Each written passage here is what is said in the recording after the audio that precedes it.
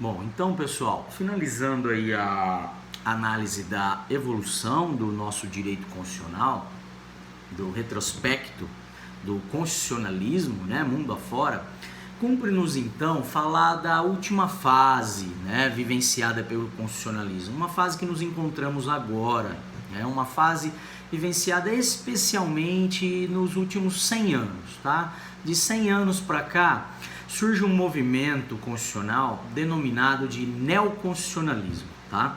O neoconstitucionalismo, portanto, é a fase mais contemporânea, mais atual do nosso constitucionalismo. Quando eu digo nosso, na verdade eu quero dizer o constitucionalismo mundo afora, né? E que, da mesma forma, chegou ao Brasil, né? O movimento neoconstitucionalismo ele ganha destaque também na América Latina, especialmente Argentina e Brasil, ok?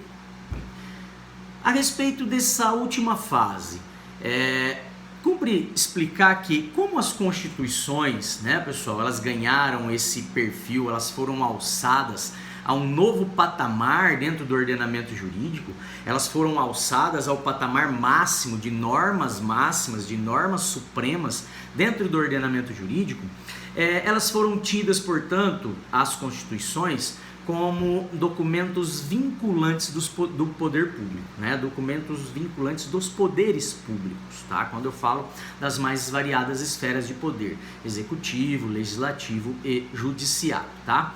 A Constituição, então, né, alçada a esse novo patamar de documento superior, de documento que vincula todos que se encontram, a atuação de todas as autoridades, né, que estão abaixo, então, da Constituição, a Constituição passa a ser vista, nesse período, como uma norma jurídica, como um documento dotado de efetividade e de aplicabilidade. É a chamada imperatividade da norma constitucional. A norma constitucional é uma norma imperativa, né? Ela é uma norma de observância obrigatória, né? É uma norma, portanto, efetiva, que deve ser dada a efetividade e que deve ser dada a aplicabilidade, dada a sua condição de norma superior, ok? Essa imperatividade, essa obrigatoriedade, né, passa a ser não apenas dos poderes públicos, tá? Como nós falamos, a Constituição, né, ela faz parte do direito público e ela vem organizar o poder público, o exercício do poder do Estado. Ela vem constituir e organizar o poder público. Nessa fase mais recente do direito constitucional, né, as normas da Constituição não estão mais apenas para regular o poder público. As normas constitucionais, como normas supremas, como normas de observância obrigatória, e por isso chamado de imperativas, elas passam também a orientar, elas passam também a ser de observância obrigatória nas relações puramente privadas, tá? Então, é daí que surge o termo neoconstitucionalismo, né? Como uma evolução do direito constitucional, uma evolução do movimento constitucionalista mais recente.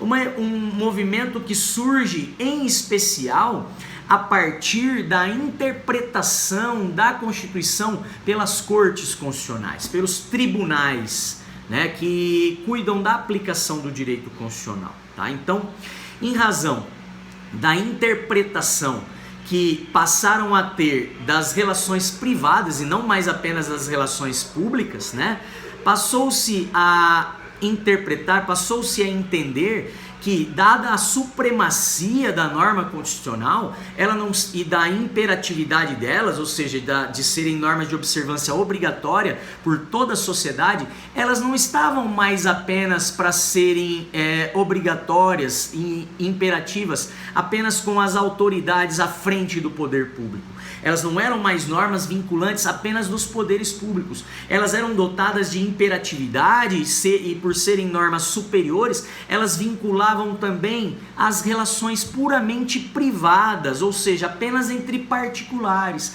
Então o direito constitucional ele passa a regular também relações privadas e não apenas relações com o poder público, né, como se dava no início do constitucionalismo e até no constitucionalismo contemporâneo, tá? Então, o movimento neoconstitucionalista é esse, que surge a partir da interpretação dos casos concretos pelos tribunais constitucionais e que passam a aplicar a Constituição também nas relações privadas, regidas então apenas por normas de direito privado, né? Como por exemplo seriam as relações do direito do trabalho, as relações trabalhistas, também as relações de direito civil, né? Regidas pelo Código Civil. Então todas essas relações que pode ser também apenas privadas, não há necessidade de haver o poder público no polo da relação jurídica, essas relações, elas também deverão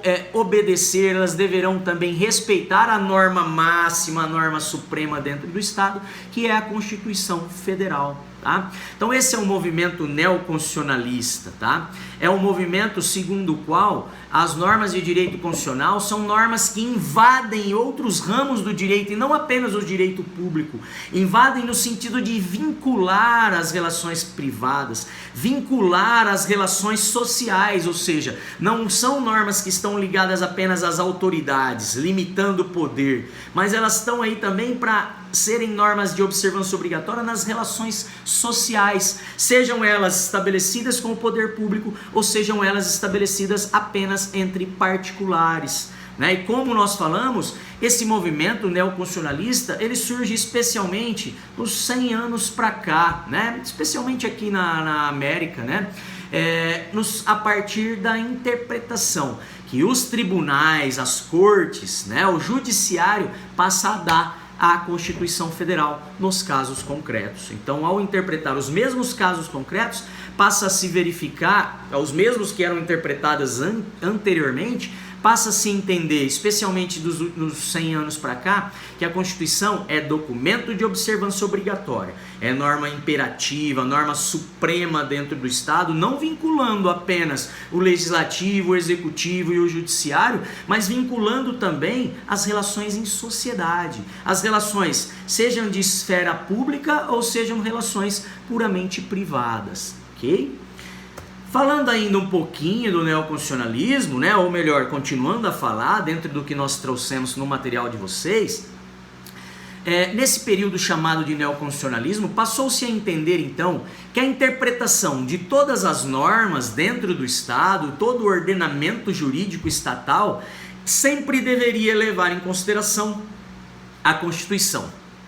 Ao interpretar um caso concreto, sempre levaria em consideração os princípios e os valores traçados na Constituição, contidos na Constituição do Estado. Tá? Então, a interpretação, seja de uma norma de direito público, deve respeitar a Constituição como norma máxima, como norma vinculante, como norma suprema, né? Vinculante dos poderes públicos, suprema dentro do Estado, e também na interpretação de casos que levam a aplicação de textos apenas de direito privado, normas de direito privado, da mesma maneira não poderia se desprezar os valores, aqueles princípios que estão contidos na Constituição como norma suprema.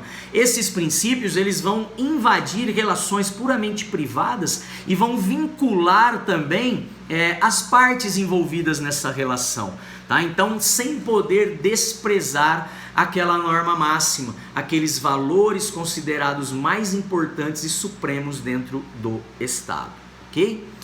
A respeito disso, trazemos um recorte da doutrina do espanhol Miguel Carbonell, tá? Tá até escrito em espanhol, mas nos permite uma interpretação tranquila do que ele está falando, um entendimento tranquilo do que ele está mencionando nesse trecho do seu livro Neoconstitucionalismo, que foi recortado para vocês.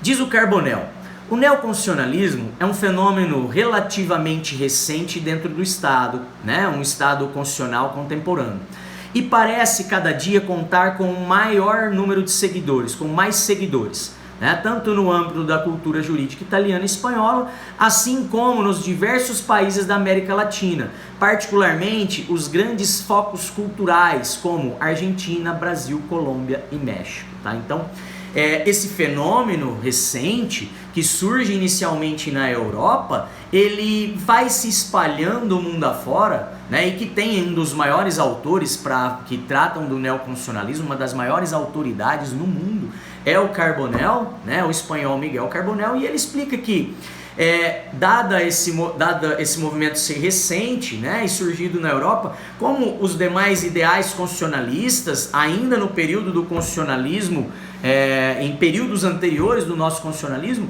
da mesma forma, esses ideais, esses valores, esses princípios que alçaram a Constituição num patamar de documento vinculante de todas as relações dentro do Estado, de todas as relações sociais, até mesmo aquelas de caráter puramente privado, esses ideais eles foram se espalhando por todo o mundo, chegando à América Latina e ganhando destaque, né, aqui no Estado brasileiro, em diversas decisões da nossa Corte Constitucional, em diversas decisões do STF de aplicação dentro de processos que tratam de relações apenas entre particulares. A Constituição surge como documento de observância obrigatória, tá? Então, vamos exemplificar para ficar um pouco mais fácil.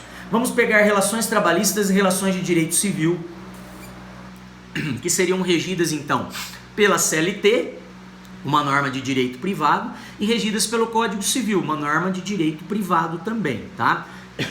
Vamos imaginar a questão da dignidade da pessoa humana, né? O valor, o princípio da dignidade da pessoa humana. Eu vou dar uma pausa aqui para o vídeo não ficar muito longe e volto para falar do exemplo e de outras questões do constitucionalismo no próximo vídeo, que eu acho que a gente vai conseguir dividir toda a questão do constitucionalismo em duas partes, né? Sem a necessidade de fazer um vídeo muito longo aí, ok? Já volto, pessoal.